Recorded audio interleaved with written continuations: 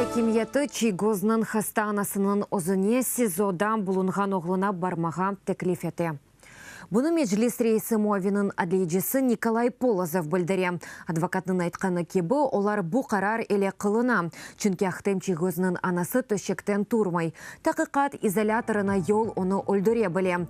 Полозовның айтқаны кебі инсан ақлары бойынша махкемеве мұраджат етіп, бұ десеге сәследмеге риджа етежек. Июньнің 15-інде Қырымның юқары махкемесі Чигозға анасынен көрішмеге изін бермеді. Бұ ясақ Русия қануниетінің халқара қайдаларының қаба бозылывыдыр. Хатырлатам, Ахтем Чигозны 2015 сенесі, январьде 2014 сенесі, февральның 26-сында Қырым юқары шурасы янында кечірілген Украина топырақ бүтінлігіне қол тұтып митингінде іштарак еткені үшін тұтып алдылар. Мы продолжаем усилия по...